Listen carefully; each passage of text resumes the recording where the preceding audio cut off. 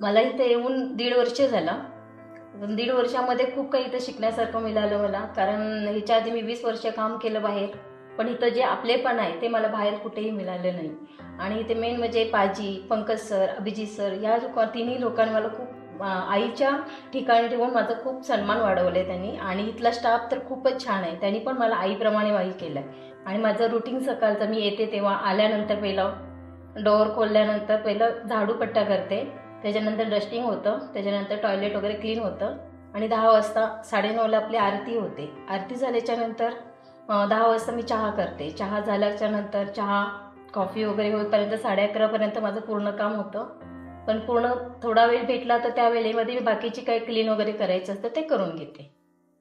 एक गोष्ट आहे, मी 1 नोव्हेंबरला जॉईन झाले इथे आणि 25 डिसेंबरला या ऑफिसमधलं हे होतं, क्रिसमसचं कार्यक्रम होतं. त्या कार्यक्रमात सगळ्यांनी सहभागी घेतलेला आणि माझं नाव कुणीच अनाउन्समेंट केलं नव्हतं.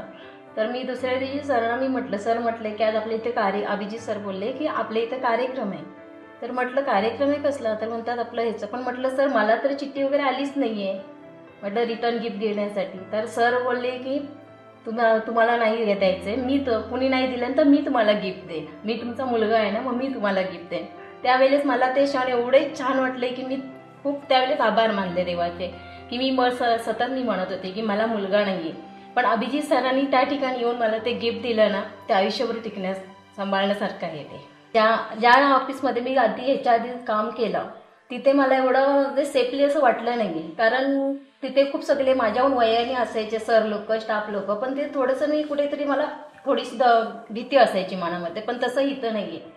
इथं मी खूप म्हणजे किती रात्री 10, 11, 12 वाजेपर्यंत जरी मी राहिली तुमच्याबरोबर काम करेल तरी मला स्वतःची भीती नाही वाटत, कारण तुम्ही सगळे खूप मनाने खूप छान माझं सांभाळ पण करताय आणि मला खूप सांभाळून घेताय. कधी चहामध्ये साखर, कॉफीमध्ये काय चहा पावडर वगैरे कमी झाली, काय झालं तरी कोणी माझ्याकडे अजूनपर्यंत कंप्लीट करून आलं नाही. त्यामुळे मी खूप सगळ्यांचे धन्यवाद मानते.